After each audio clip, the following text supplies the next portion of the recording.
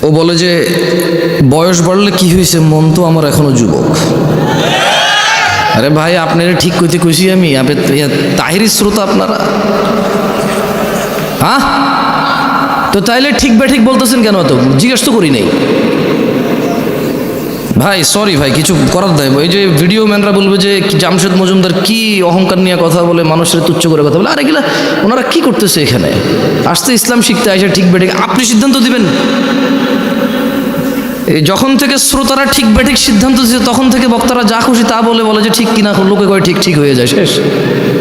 আর কোনো মানদণ্ড নাই ঠিক বেঠিকের, কোনো কোরআন সুন্নাহ থেকে দলিল প্রমাণ লাগে না, খালি বক্তা কবু ঠিক কিনা, শ্রোতা কবু ঠিক, এই ঠিক, ব্যাস।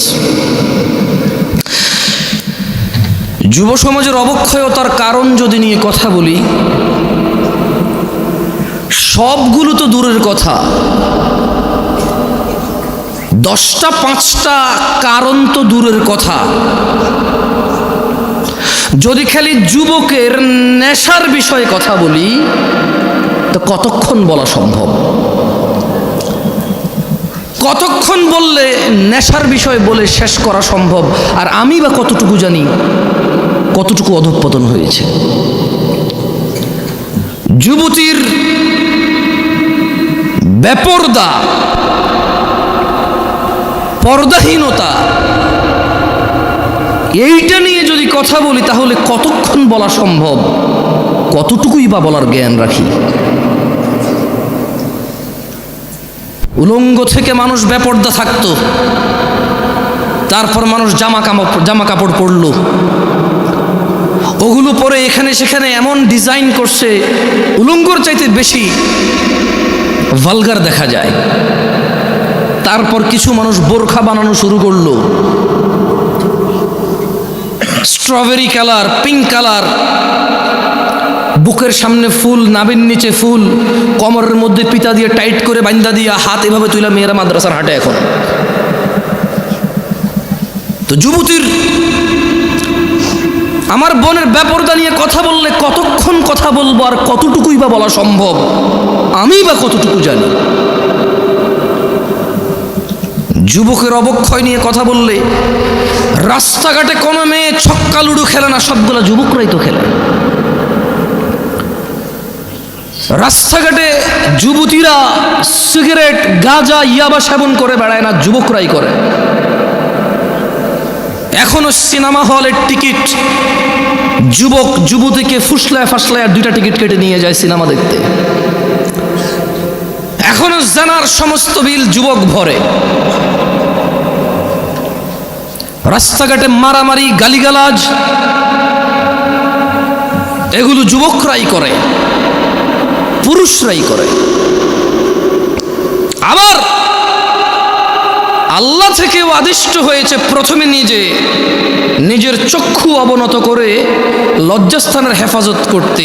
সেই যুবক কিনা বেপরদা মহিলার দিকে তাকিয়ে থেকে ফেসবুকে পোস্ট করে, মাইক হাতে বেয়ে কথা বলে, জায়গায় জায়গায় সমালোচনা করে, সমাজটা নষ্ট হয়ে গেছে, নারীরাই নষ্টের মূল, বেপরদা চলে, সব ছেলে নষ্ট করে দিছে। অথচ ও ল্যাংটা হাঁটলেও পুরুষের জন্য আল্লাহর পক্ষ থেকে আদেশ, নিচে তাকাবে তারপরে হাঁটবে। ও নিচে তাকাবে না, নিজেরটা মানবে না, আরেকজন মানে নাই, সেটার সমালোচনা করে বেড়ায় যুবক। এখানকার যুবকের ধারণা পর্দা মানে হচ্ছে মহিলা, পর্দা মানে মা, বোন, স্ত্রী, কন্যা, দাদি, নানি, ফুফি, খালা। পর্দা মানে মহিলা।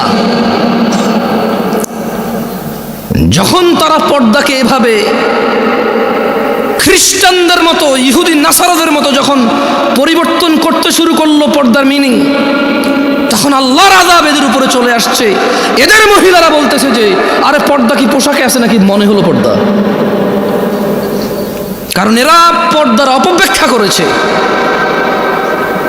এরা পর্দার মানে সমস্ত মহিলার বদনাম করেছে। কিন্তু নিজেকে যে আল্লাহ নিচের দিকে তাকানোর জন্য বলেছে, ওই মহিলার দিকে না তাকাইতে বলেছে, নিষেধ করেছে, সেটা সে মানেনি। ঘরে সিলিন্ডার গ্যাস ব্লাস্ট হলে নতুন বউ মারা গেছে, পুকুরে পড়ে মারা গেলে নতুন বউ মারা গেছে, যে বউটা যৌতুক দেওয়ার কথা ছিল যৌতুক দিতে পারে নাই, মোহর দিয়ে বিয়ে করার কথা ছিল, পুরুষ যৌতুক নিচ্ছে। এরপরে বলতেছে সমাজে পুরুষ নির্যাতন হয়, আপনারা জানেন না। তো তুই কি পুরুষ রে বেটা? পুরুষ তো মহিলাকে টাকা দিয়ে বিয়ে করে, তুই তো টাকা নিচ্ছিস। পুরুষ তো মহিলাকে টাকা দিয়ে বিয়ে করে, পুরুষ উপার্জনের জিম্মেদার নিজেকে মনে করে। মা বোনকে কাজে লাগাই দে না, মেয়েকে কাজে লাগাই দে না। পুরুষ মর্যাদা সম্পন্ন হয়, বলবে 3 বেলা খাবো, না পারলে 2, না পারলে 1। কিন্তু জিম্মেদারি উপার্জনের আমার বোনের না, আমার মায়ের না। যদি করে মুসলমান মেয়ে, কোনো হারাম কিছু নাই, মহিলা কাজ হতে পারে। আল্লাহ আমাদেরকে বোঝার তৌফিক দান করুন। কি এখনো কি হাসি পাচ্ছে? নাম হচ্ছে সালাফি কনফারেন্স। বসে আছে যারা নিজেদেরকে দাবি করে মানহাজুস সালাফের মধ্যে যারা আছি আমরা। মানহুমুস সালাফ, সালাফকে আসহাবান নবী সাল্লাল্লাহু আলাইহি ওয়াসাল্লাম, নবী সাল্লাল্লাহু আলাইহি ওয়াসাল্লামের সাহাবারা হচ্ছে সালাফ। আমরা বলছি আমরা ওদের অনুসরণকারী, আর বসে বসে কমেডি করি এখানে এসে। আল্লাহ আমাদেরকে বোঝার তৌফিক দান। সরি, আপনারা মনে কষ্ট নিয়েছেন আমার কথায়? দুঃখজনক। এই শীতের মধ্যে এত কষ্ট করে বসে আছেন হাসি তামাশা করার জন্য, মোবাইলে কমেডি দেখেন, এখানে বসে আছেন কেন? মনে রাখতে হবে যুবক ভাই আমার, বর্তমানে আমাদের যুব সমাজের অসংখ্য সংকট, অসংখ্য সমস্যায় জর্জরিত আমাদের সমাজ। এর মধ্যে নাম্বার 1 আর নাম্বার 2, কোনটা 1 নাম্বার কোনটা 2 নাম্বার এটা বলা কঠিন হয়ে যাবে। নেশা আর জেনা, জেনা 1 নাম্বার নাকি নেশা 1 নাম্বার এটা বলা কঠিন হয়ে যাবে, এমন ব্যাপক হারে হয়েছে। ছেলে জেনার সম্পর্ককে প্রেম বলে, ভালোবাসা বলে। ছেলে জেনার সম্পর্ক কন্টিনিউ করে কেন? বিয়ে করবে আশ্বস্ত হয়ে। সে জেনাকে হালাল মনে করে নিয়েছে, কারণ সে মনে করে ওই মেয়েকে সে বিয়ে করবে, এই জন্য তার জন্য এটা হালাল মনে করে সে। অথচ সে ভুলে যায় সে মারা যেতে পারে। সে ভুলে যায় ওই একই মেয়েকে বিয়ে করলো, বিয়ের আগের সম্পর্ক হারাম হারাম বলেই থাকবে লিপিবদ্ধ।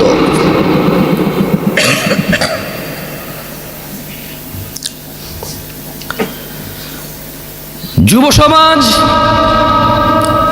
মাদকের মরণ নেশায় মেতে উঠেছে।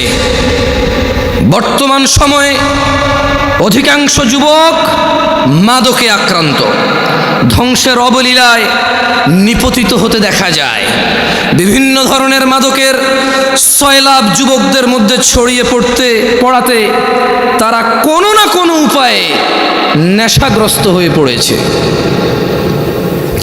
যারা নেশা করে তারা অধিকাংশই জানে নেশা কোনো রকম উপকারী বা ভালো কাজ নয়, এবং তা মানুষের জীবনাশক্তি বিনষ্টকারী।